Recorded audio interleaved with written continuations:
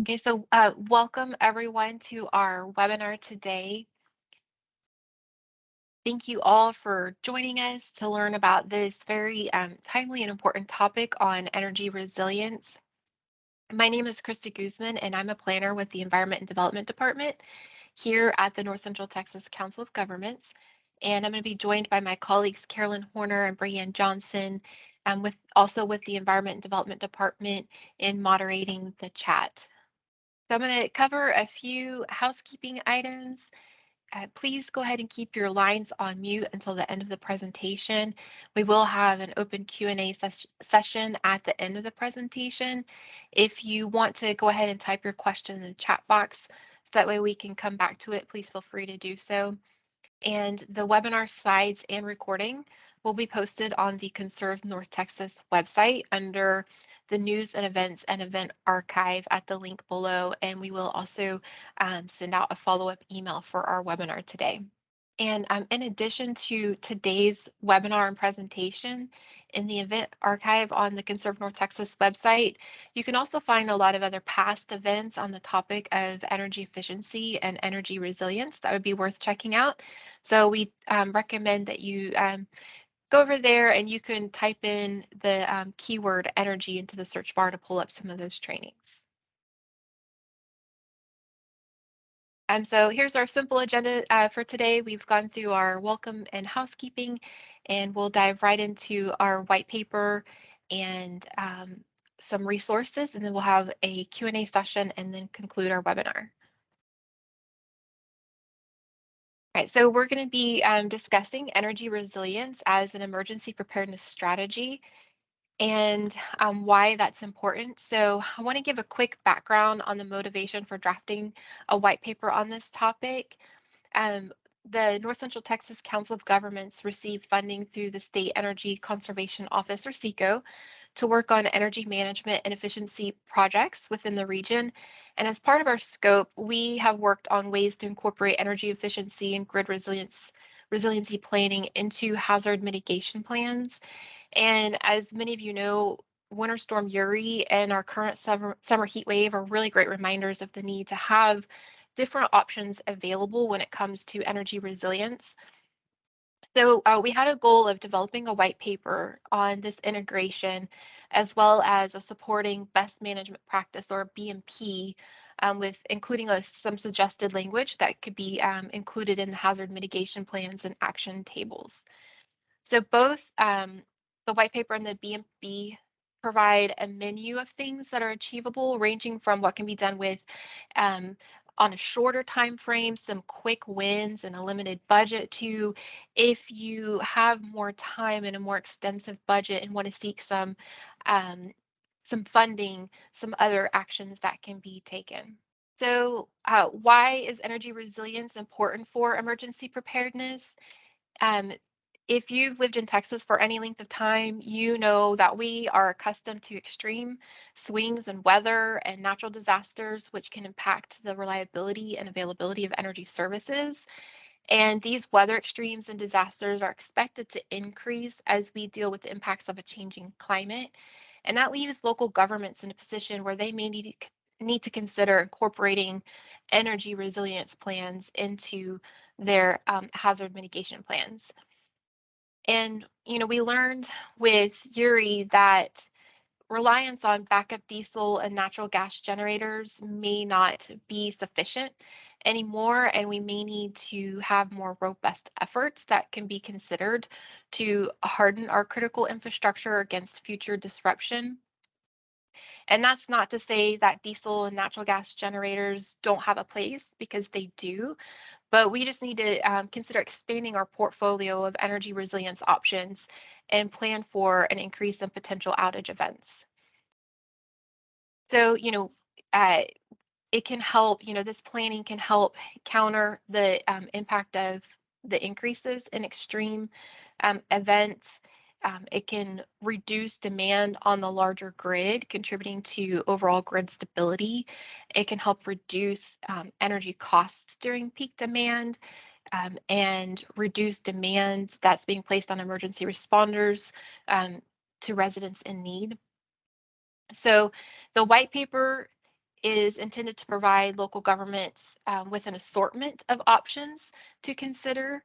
And some of the and, as I mentioned, that some of those are going to be quicker wins, while some are going to take a little longer to implement. And we hope that you find this white paper helpful um, and informative for your community as you examine options and weigh what measures may best suit your needs and capabilities, budget, and scale. So I'll go ahead and dive into everything. So when considering energy resilience, project planners should begin with a look at which energy services may be impacted by outages, and that could include anything from electricity, heating, refrigeration, hot water, and examine what critical infrastructure and facilities in the built environment they are seeking to mitigate impact to. You know, are you wanting to mitigate for your evacuation shelters or your emergency operations centers, or maybe it's a hospital or other infrastructure systems? And this graphic shows all the things that can contribute to grid and energy resilience. It's really a portfolio of different things that can all have an impact.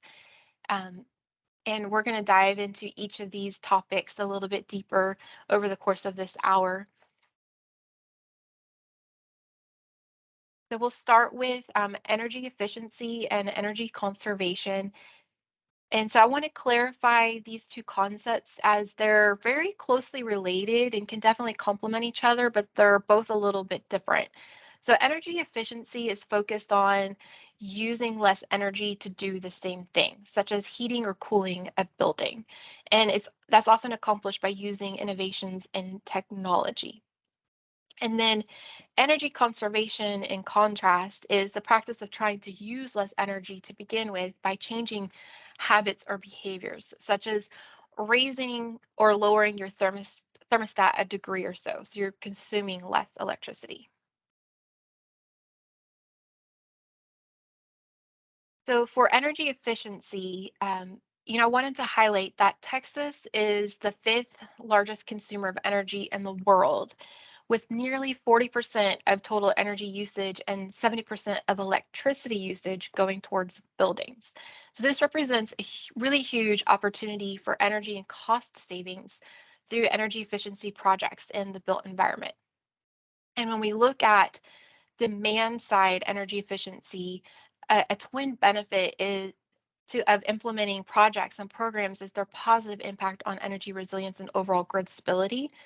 And energy efficiency measures also have associated short and long term cost savings or paybacks, such as cost savings during peak events that can help justify or pay for their implementation. So energy efficiency projects can extend the supply of on-site power generation, whether by diesel generation or renewables, by reducing the total energy needed to power those essential functions or critical facilities. And this results in a reduced on-site fuel storage need and possibly extend your generator capacity, allowing for longer operations without grid provided electricity, and stretching on-site generation in times of peak demand on the power grid um, can go back to lowering uh, your demand and your costs, and provide a buffer against those higher costs during peak demand. And so when communities are able to operate under this extended capacity, it can help relieve some of that burden that's placed upon our emergency shelters or emergency management staff. So some recommendations for energy efficiency projects can include um, water efficiency retrofits, lighting controls, weatherization or tightening of your building envelope. It can also include lighting or LED retrofits, cool roofs, HVAC replacement. And so this list does illustrate how energy efficiency projects tend to focus on those innovations in technology or equipment to reduce the amount of energy needed to perform those same tasks. And so to learn more on the topic of energy efficiency, you might want to consider checking out a couple of resources I have here on the slide. These are on um, a past webinar that's on the Conserve North Texas website. And if your local government is interested in taking the next step in assessing and implementing energy efficiency measures, the State Energy Conservation Office, or SECO, offers local governments preliminary energy audits, or PEAs, and technical assistance that can help provide customized and on-site energy-related services across a broad spectrum, ranging from a basic consultation to feasibility studies. And so now we'll dive into energy conservation. So strategies for energy conservation or reducing energy waste. These efforts tend to fall under one of two categories: behavioral practices, which are practices that can be adopted by building occupants and staff. And it may require education or training for your building occupants on the importance of those behaviors and their impact in order to help facilitate the voluntary cooperation. And then operations and maintenance, or O&M practices. And these are practices that can be adopted by your building custodians, operators, and managers to have an impact. So for behavioral practices, um, this can include behaviors such as turning off unneeded lights and maximizing use of natural light, turning off equipment and monitors, or power strips when not in use, disabling screensavers on monitors, um, placing labels on light switches or equipment reminding occupants to turn them off when they're not in use, or keeping your blinds drawn and down in the summer. All these are like behaviors that we can implement. And from an O&M side, these practices can include adjusting temperature set points by even just 1 degree for the building, and maintaining weather stripping on doors to make it more efficient, scheduling your HVAC operations based on building occupancy and usage patterns, replacing your incandescent lights with LEDs, and you can look into setting timers on vending machines, or you just completely turning them off on the weekends. If there's nothing that will be spoiled, why power them over the weekend when no one's there to use them? And locating your heat producing equipment away from thermostats. So benefits of an O&M program include minimal comfort complaints by occupants, and equipment which operates more adequately until the end of its useful life. And you can see potential energy savings of somewhere between 5 to 20% of whole building energy usage, depending on the type of building, the baseline, and et cetera. So this particular case study is not in the white paper, but I did come across it recently. So I wanted to highlight how implementing some of the measures we've already discussed can have a positive effect in real life. In this case study, the city of Cleveland was able to reduce energy waste and improve their efficiency by retrofitting their Fire Station 1, which happened to also serve as headquarters for their administrative staff. And following an energy assessment, they tackled their retrofit in 4 phases and saw an annual energy savings of 12% and a reduction of costs of $14,000 annually. So, you know, they tackled lighting upgrades and conservation and employee behavior change, in addition to recommissioning, and that was able to provide all of these cost savings and energy savings for them. So some further resources for energy conservation strategies. We have a past webinar. I will be referring back to a lot of past webinars that we've done, and other materials that the COG has produced. But I would recommend considering checking out our past webinar, Lowering Local Government Energy Consumption Through Energy Planning and Policies. That's on the Conserve North Texas website. And if your entity is amenable or ready to begin implementing changes like these, the South Central Partnership for Energy Efficiency as a Resource, or SPEAR for short, offers a building operator certification, which is a training certification program for technicians and O&M staff that provides energy saving operational strategies. So that's a good one if you're ready to start making some of these changes to consider sending some of your staff to. So I'm going to pause right here and turn it over to my colleague, Carolyn Horner. She is going to cover a couple of slides on codes, and then I will jump back in and cover the rest of the presentation. Thank you, Krista. Everyone, my name is Carolyn Horner. I'm a senior planner at the North Central Texas COG, and I oversee our building codes program. And so I wanted to include a few items for you here for building codes. So most of you know what are building codes. They're widely recognized as effective planning tools in mitigating damage from natural disasters. And that's in fact where a lot of our building codes originated from many, many decades ago. They have a direct impact on energy resilience when kept up to date and take resilience into consideration. And they must adapt to address the challenges of a changing climate. So, adopting up-to-date building code requirements saves $11 for basically every dollar invested. So you see the different uh, natural disasters here on the screen from the National Institute of Building Sciences. You've got flooding, hurricane surge, wind, earthquake, and wildland urban interface fire, which, as we know, is a big issue going on right now.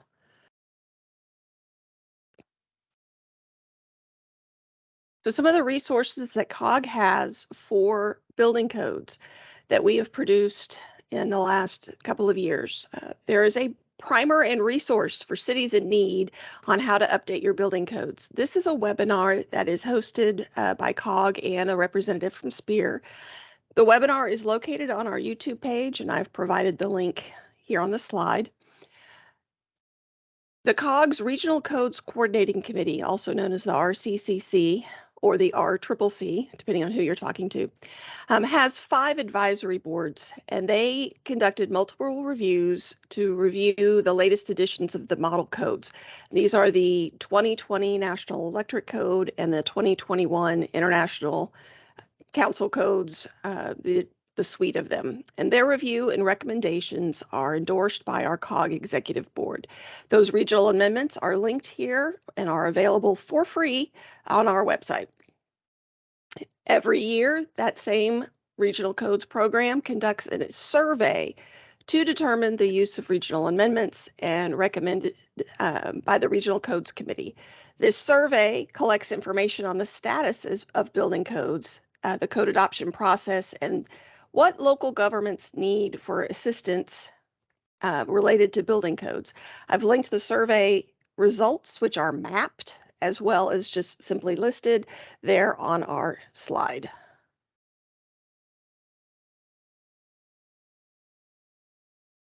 Most recently, the RCCC approved a Solar Ready Provisions support statement.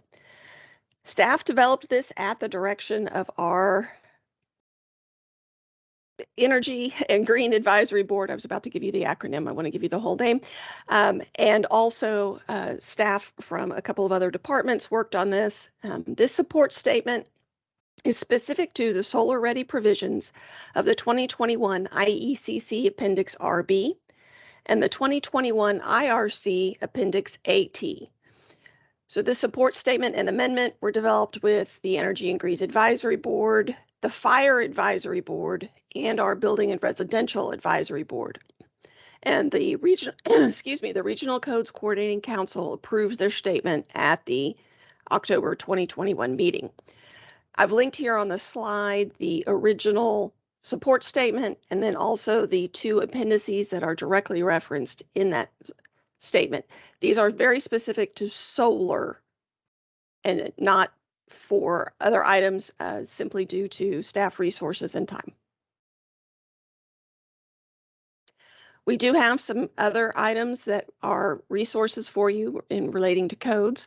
So the Building and Energy Codes resources, we've got the International Code Council, also known as the ICC Resiliency Toolkit. They also have the important role of energy codes in achieving resilience. on their website, as well as building community resilience through modern model codes. These are related to the new codes that just came out. As Krista referenced before, SECO, State Energy Conservation Office, has a lot of resources that are available specific to building codes. They have training in code compliance and also energy code adoption process. This is significant if you are looking at an energy code prior to about 2018, because you will need to make sure that your code is up to date with state law. And so you need to bring it up to at least a 2018.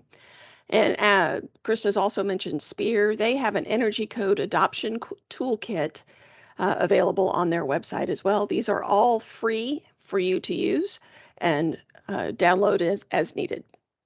All right. So our next strategy that we're going to look at is solar and storage and microgrids. So solar plus storage and microgrids are a longer term strategy, but have been recognized for their ability to mitigate across all hazards. So, as mentioned, earlier, diesel and natural gas backup generators, they're widely used and effective, but often they're only used for short periods of time in a given year. And if they're not properly maintained, they can unfortunately fail. So the lines can be vulnerable to freezing or gumming up in the extreme cold. Um, so the longer term strategy would be considering determining if the feasibility of installing a microgrid to power your critical facilities in the event of blackouts or disasters that could affect your energy supplies, or affect the stability of the larger grid, to see if maybe that's something you want to look at. So microgrids are capable of connecting and disconnecting from the larger grid at a point of common coupling, and this allows for operation in both a grid connected and then an island mode. And a microgrid that can island from our larger grid and black start without power from the larger grid can really bring a lot of stability to the larger grid in times of stress, while supplying energy security and resilience to the loads that are on that microgrid. So I have here on this slide um, an infographic or an image of an example microgrid, what it might look like. And so a microgrid is a group of interconnected loads and distributed energy resources that are located within a clearly defined electrical boundary. So that'd be our big circle there. And they're able to act as a single controllable entity with respect to the grid. So examples of interconnected loads are groups of buildings and critical facilities, or perhaps a wastewater treatment plant. And examples of distributed energy resources, or you may hear them referred to as DERs, can include solar, battery storage, micro turbines, combustion turbines, or natural gas fired combined heat and power um, engines, or propane fueled engines. And so this infographic is a really simple way of visualizing how they operate. As you can see, there's that point of common coupling that allows that microgrid to disconnect from the larger grid, and then everything is controlled through that microgrid controller there in the center.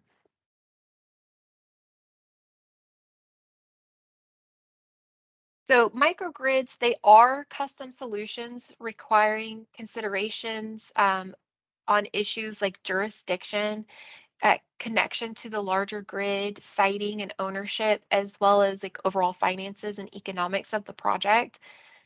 If you find that regulatory or financial hurdles make a microgrid project not feasible, you may want to consider looking at installing individual solar plus storage projects at your critical facilities as a more cost-effective resiliency strategy. And solar plus storage projects would ideally be combined with energy efficiency and demand response technologies at those facilities to help reduce peak usage and provide backup power during the times of outage. And solar plus storage, when it's coupled with energy efficiency measures, can really provide benefits year round, including lowering energy demand and costs. And here's a couple of examples of microgrid projects that can be found in FEMA's Local Mitigation Planning Handbook. These projects were included as case studies in in our white paper if you would like to reference them later. And the addressed hazards may be different depending on location. For instance, in Bronzeville, they may be more likely to suffer from inland flooding than the Blue Lake Rancheria Tribe Microgrid project, which is located in Northern California. And the microgrid in California might be more exposed to wildfires. Microgrids in Texas may address hazards such as tornadoes, winter storms, hurricanes, inland flooding, drought, and fires. Those may be um, uh, some of the hazards that you could potentially address with a microgrid. So to learn more about solar plus storage and microgrids, you may want to consider checking out these resources from the Department of Energy and such as how microgrids work and the role of microgrids in helping to advance the nation's energy system. And for an even deeper dive on how communities in another state are examining the feasibility of deploying microgrids as a pre-disaster mitigation technique, you can check out this study by the Smart Electric Power Alliance, or SEPA. This study examined the feasibility of deploying microgrids to bolster emergency preparedness and resiliency at three critical infrastructure facilities and one resiliency hub in Wisconsin. And so if you go to that link, you can download the reports and learn more all about their proposed microgrid scenarios, the cost, the benefits, and potential next steps that they've examined. And so that brings us to combined heat and power as another strategy. And so combined heat and power is sometimes called CHP or referred to as cogeneration. And it's a form of distributed generation that is located at or near a building or a facility. And it is an integrated system that can provide concurrent production of electricity or mechanical power and useful thermal energy for heating and or cooling from a single source of energy. And CHP can use a variety of fuels, such as solar plus storage or turbines, natural gas, to generate electricity or power at the point of use, and then allowing the heat that would normally be lost in that power generation process to be recovered and provide needed heating or cooling. So this simple graphic shows you how the fuel is going into the engine or the turbine and it's generating electricity for the grid or for a building, but then the heat is captured in a heat recovery unit and combined with water to create steam, and that contributes to the cooling or heating of a building. So some benefits of combined heat and power are that they are more efficient than separate heating and cooling and electricity generation systems. So this can go back to lower your overall operational costs due to their efficiency. And they also have the ability to provide that grid stability and energy resiliency through their efficiency and reducing that demand load that's placed on the grid. Uh, CHP systems can be very small or they can be very large depending upon the application and the needs of the site. They can also be used at a wide array of facility types, such as hospitals, police and fire stations, wastewater treatment plants. They do require a capital investment to install, so local governments may want to explore funding mechanisms that can help offset those costs.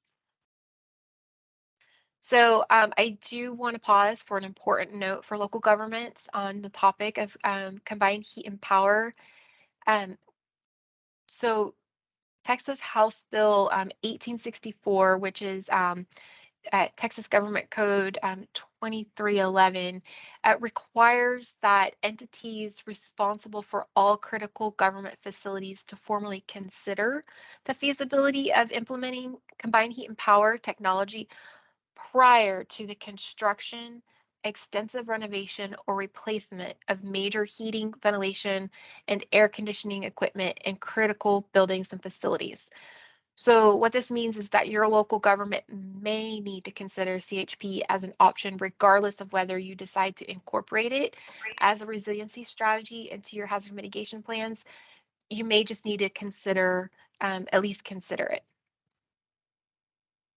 So facility types that can be impacted by this Texas government code include your command and control centers, prisons or jails, communications, so data centers, hospitals, shelters, police and fire stations.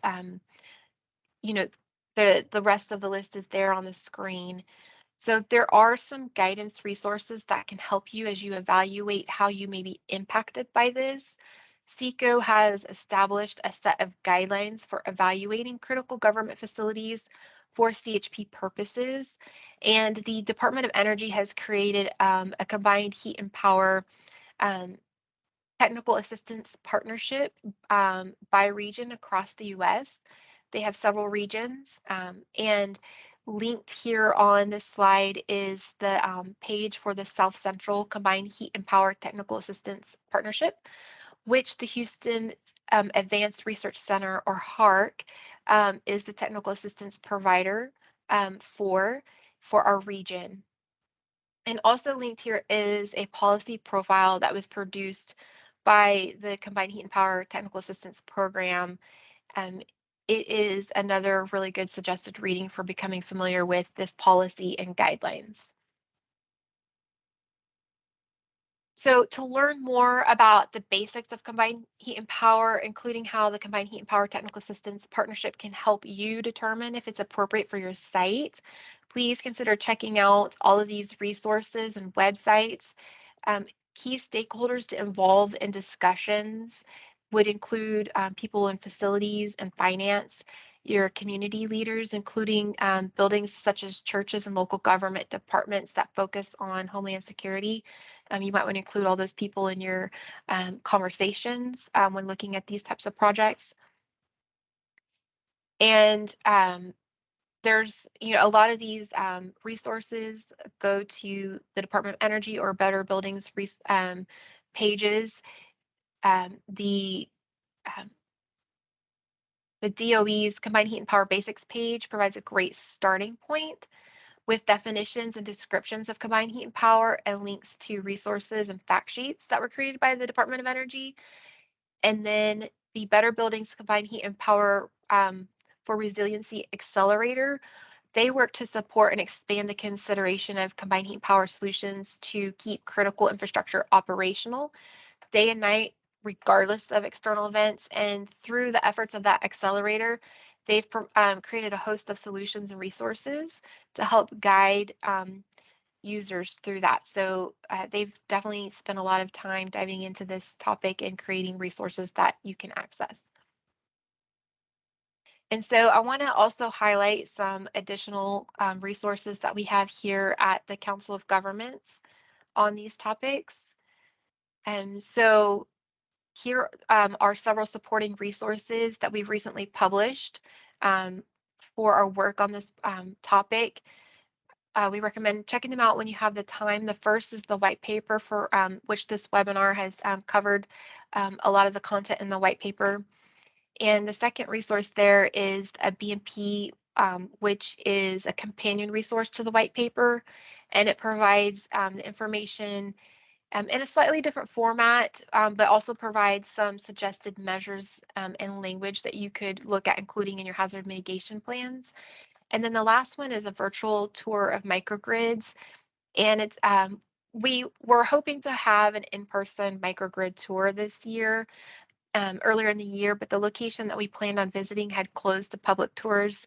So we ended up creating a list of microgrids across Texas and the US to help provide sort of a peek behind the curtain on how microgrids operate and at different locations and applications where they're deployed. And so you've heard me mention several times today the Conserve North Texas website. If you've never been on there, you can browse that website based on topics such as water, energy, or fuel. We highly recommend going to that website and searching. Um, entering certain keywords, you can find a lot of recordings like the one for this webinar will be placed on this website as well. And a lot of our work that touches on the topic of energy efficiency is posted here. Another good website to look at is the Go Solar Texas website. This can be a very helpful resource when you're looking at solar and making solar installations within your jurisdiction more accessible. And I want to also cover a few SECO resources. So SECO, if you aren't familiar with them, they they're they are wanting to serve Texans by increasing the efficient use of energy and water while protecting the environment. And they do focus on public sector facilities, which have an indirect benefit to taxpayers. And they support energy and water efficiency project implementation. Um, so as mentioned earlier, they do provide the preliminary energy audits or PEAs, and they can help you with virtual energy audits.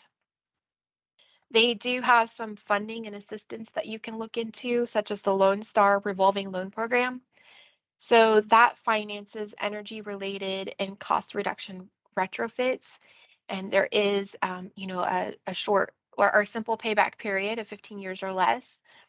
And there is a maximum of $8 million dollars loan per application and a maximum of 3 loans per applicant. And they have other funding resources that you can look at on their website as well. And I do apologize, I'm going to probably drown you in resources, but we wanted to give you as many resources and toolkits and helpful information as we possibly could as you possibly wade into the waters of looking at different ways to address energy resiliency. So the next resource is local government energy assurance guidelines that were produced by the Public Technology Institute. And so that was produced in response to the fact that very few local governments have a response and recovery plan that is specific to energy emergencies. And they had the goal to enable communities to make the transition to pre-disaster planning and and risk reduction approach. And it can assist, our local governments in planning for as well as responding to natural and man-made events and emergencies. So we've linked that those guidelines here on this slide for you. And then there's also the American Council for an Energy Efficient Economy, or ACEEE. And they have an enhancing community resiliency through energy efficiency um, study that discusses ways in which energy efficiency can increase the resiliency of energy systems and the communities they serve. And it reviews the resilience related benefits of efficiency measures, incorporation of efficiency into your resiliency planning. And they present a couple of case studies that show how local governments and utilities can leverage energy efficiency to increase overall community resiliency. We also have the National Institute of Standards and Technology, their community resilience planning guide for buildings and infrastructure systems. So this guide helps communities develop consistent resiliency goals into their comprehensive economic development, zoning, mitigation, and other local planning activities that impact buildings, public utilities, and other infrastructure systems. So they do have 2 volumes that you can look at describing the planning process and then elaborating more on how to characterize the social and economic dimensions of the community and potential impacts and the infrastructure and building performance.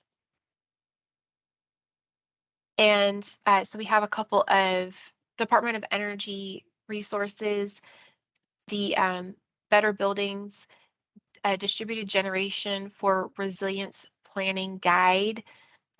This was developed to provide information on how distributed generation or DG, um, with a focus on combined heat and power, can aid communities to meet their resiliency goals. And it can be used by a variety of stakeholders, including your decision makers, um, policy makers, to and utilities to gain a better understanding of that role that distributed generation and critical infrastructure plays in resiliency planning. And they also created a efficiency resilience nexus fact sheet that describes energy efficient technologies and practices that can increase or contribute to resiliency. And as mentioned earlier, the Houston Advanced Research Center, or HARC, is the South Central Technical Assistance Program um, provider, and they through the Department of Energy, and they provide education, programming resources, and tools to various industries that are considering combined heat and power. And they do have a linked here on the website is a page where you can learn more about that and sign up to receive their newsletter. And it is very helpful and very useful, has uh, information that is very tailored and helpful to our region and to our state. And a couple of financial tools and resources to consider as you look at these strategies. So the Better Buildings Financing Navigator can help avoid some of that complexity that's associated with securing financing for your energy efficiency projects. So you can work through that navigator. And then the you can learn about available financing that can be used to fund resiliency improvements to make your buildings more resistant to natural disasters or threats through the Commercial Property Assessed Clean Energy, or CPACE, toolkit. And so PACE, so Property Assessed Clean Energy programs, PACE programs, they are voluntary programs that can help you finance your water conservation or energy efficiency and resiliency or distributed generation projects on eligible properties. And your improvement projects could include things like chillers and boilers, furnaces, lighting, water heating systems, solar and combined heat and power, to name just a few. In Texas, we have the Texas PACE Authority, as well as Lone Star PACE programs that you can check out for more information.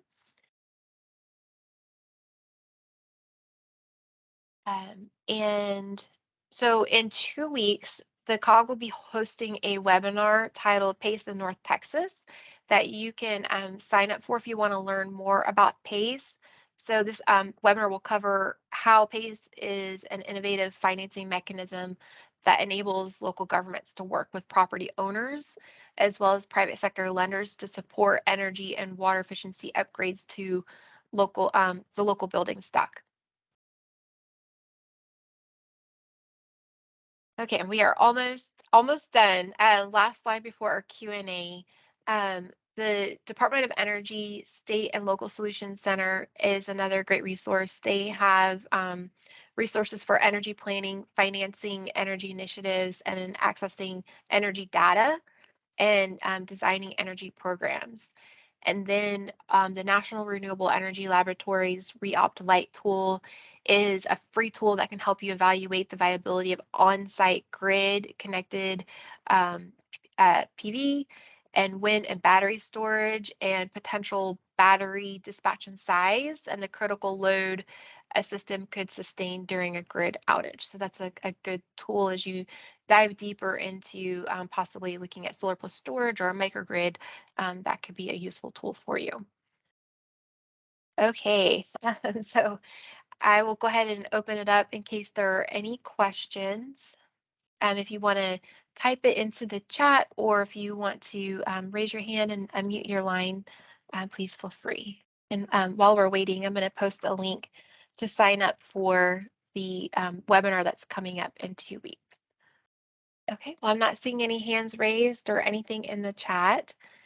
So, thank you all for hanging in with us today. I know it was a lot of information and covering a lot of um, information that you may not be as familiar with, but we appreciate you attending today. Today's presentation slides and recording will be posted on the Conserve North Texas website under that news and events archive. And then we will also send out a follow-up email to all of our registrants, letting you know that it's linked and provide you the link for that as well. If you found yourself on today's webinar, but you did not register in advance and you want to be added to those follow-up emails, please reach out to me. I am happy to add you to our list to make sure that you don't miss out on that. And if you'd like to learn a little bit more information about the COG's work on energy efficiency and on about our white paper and resources that we've produced, please feel free to reach out to myself at my email address there at cguzman@nctcog.org, or Lori Clark. She is L. Clark at nctcog.org as well. And I see we have a question that came over. Not able to see the prior links you posted. So I've only posted one link in the chat, and that is for the PACE webinar to register for that. That's coming up in a couple of weeks. Um, there were a lot of resources and things linked in this presentation, so we decided not to bombard you in the chat with them. We will send out just a follow-up email that has the presentation, and you can access all of the links in that presentation that will be emailed out and then also posted on the Conserve North Texas website. And unless there are any more questions, we will go ahead and end today's webinar.